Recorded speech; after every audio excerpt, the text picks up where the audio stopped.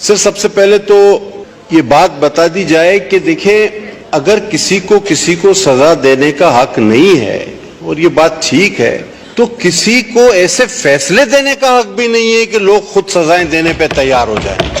یہ آپ بھی جانتے ہیں, میں بھی جانتا ہوں, یہ ایوان بھی جانتا ہے کہ کچھ ایسی چیزیں ہیں جن پر ہم اپنے جذبات پر قابو نہیں رکھ پاتے اور یہ مسئلہ اس میں سر فہرست ہے. اگر جو اصل مسئلہ ہے ہم اس کی طرف دیکھیں اور اس پر بات کریں تو میں مجھ سے پہلے جو خطیب تھے ان سے بالخصوص اور بالعموم پورے ہاؤس سے یہ بات کہنا چاہوں گا کہ دراصل فتنہ کہاں ہے؟ فتنہ ہیومن رائٹس کے نام پر, انسانی حقوق کے نام پر مغرب سے پھیلایا جاتا ہے. یہ مرتد وہاں جاتے ہیں اور کہتے ہیں جی پاکستان پہ ہم پہ بہت ظلم ہو رہا ہے. ہزاروں ویڈیوز, سینکڑوں ویڈیوز آپ سب نے دیکھی. اور مغرب چونکہ اسلام کے بارے میں جانتا نہیں تو وہ یہ کہتا ہے کہ بھائی آپ لوگ ان کو مسلمان کیوں نہیں مانتے؟ مسلمان, میں نے اس سے پہلے کچھ دنوں پہلے ایک ہاؤس میں ایک ذکر کیا تھا, بعد میں پتہ چلا کہ ان جج صاحب نے اپنی تصحیح کر لی تھی. وہ ہائی کورٹ کے جج صاحب نے ایک فیصلے میں لکھ دیا the sect of Muslims it's a minority.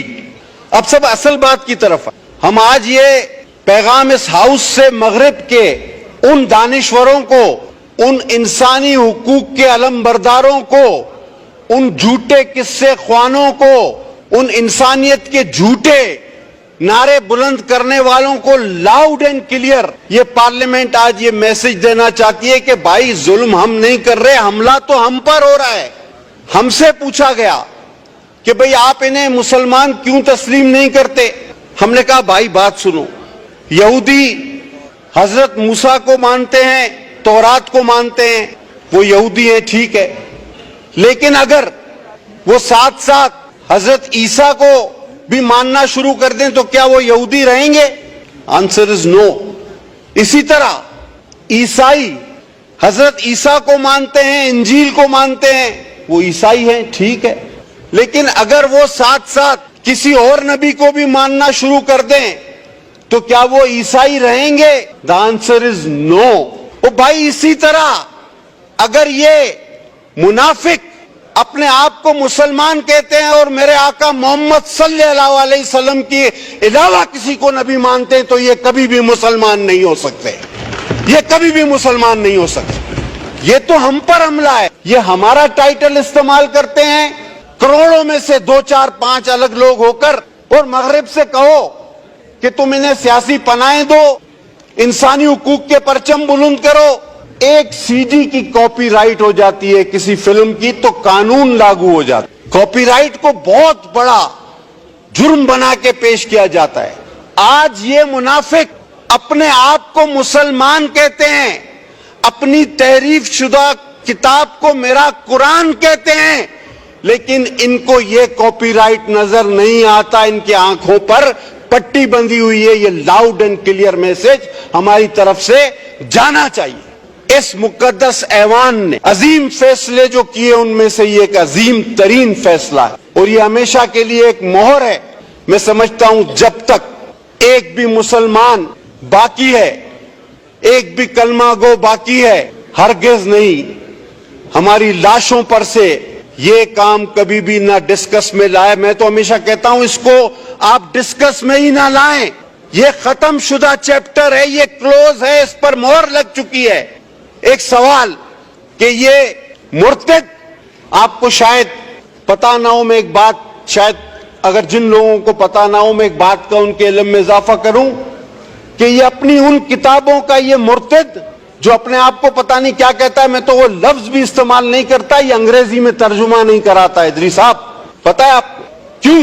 بہت کم لوگوں کو پتا ہے کہ یہ اپنی جو اس کی مرزا مرتد کی لکھی ہوئی کتابیں ہیں اس کا انگریزی میں ترجمہ نہیں کراتے, کیونکہ نعوذ باللہ نعوذ باللہ نعوذ باللہ میں دوہرا نہیں سکتا جو اس مرتد نے ان کتابوں میں دیگر انبیاء اور شہدائے کربلا جن کے اب مزارات پہ میں آغا صاحب اور شگفتہ حاضری دینے گئے, وہ شہزادے جنت کے جن کے لیے حضور صلی اللہ علیہ وسلم اپنے سجدے طویل کر دیتے تھے تو وہاں بھی کچھ لوگ کہنے لگے کہ پتہ نہیں آپ کس فرقے سے ہو، اس فرقے سے ہو.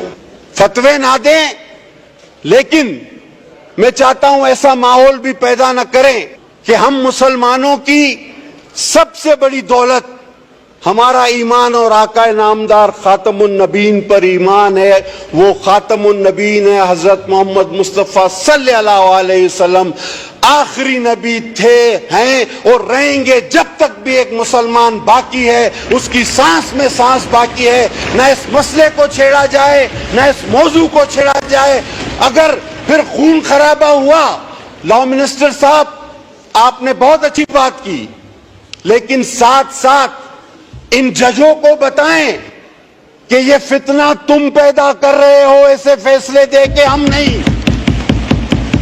یہ فتنے نہیں ہونے چاہیے. یہاں تک تو میں آپ کے ساتھ ہوں، لیکن فتنہ پیدا کرنے والے کو کتنی بڑی سزا ملے گی ایک بار پھر ماشاءاللہ کھڑے ہو کر یہ بھی بتا دیجئے کہ جو اس 25 کروڑ عوام میں فتنہ پیدا کرتا ہے، جو پتہ نہیں کتنی لاکھوں میں تنخواہیں لے کر اس قوم کو اپنی قلم کے ذریعے اس آگ میں جھونکنا چاہتا ہے، ہمارے ایمانوں پر ضرب لگانا چاہتا ہے، ہمارے جذبات پر کھیلنا چاہتا ہے، اس کو کتنی بڑی سزا ہم دینے جا رہے ہیں، یہ بھی پتہ ہونا چاہیے. جی لہذا میں سر اسپیکر صاحب آپ سے درخواست کروں گا، میں 10 بجنا اپنے بھائیوں سے اپیل کروں گا، کوئی کمیٹی نہ بناؤ. میرا آقا آخری نبی ہے، میرا ایمان ہے، ہم سب کا ایمان ہے. اس مسئلے کو دوبارہ پیچیدہ اور ڈسکس کرنے کی کوئی ضرورت نہیں. ہاں ایک کمیٹی بناؤ کہ جو اس قسم کے فیصلے دیتے ہیں جس سے عوام میں بے چینی، انتشار اور فتنہ پھیلتا ہے، ان لوگوں کی کیا سزا ہونی چاہیے. اور آرٹیکل کو اگر ری رائٹ کیا گیا، تو کیا وہ آرٹیکل 6 کے زمرے میں آتا ہے یا نہیں آتا، یہ بھی بتایا جائے. کیونکہ آئین میں تحریف تو پھر آرٹیکل 6 آپ کے پاس آلریڈی موجود ہے اور اس کی سزا موت ہے. تو میں اس ہاؤس سے، آپ کے توسط سے، اپنی تمام جماعتوں کے ساتھ مل کر ایک لاؤڈ اینڈ کلیئر میسج بھیجنا چاہتا ہوں. چاہے کتنا ہی لمبا کالا کوٹ آپ پہن لو، چاہے کتنے ہی لوگوں کو آپ نے پھانسی پر چڑھا دیا ہو، آپ ہمارے ایمان پر حملہ مت کرو. ہمارے ایمان پر خدا کے واسطے حملہ مت کرو.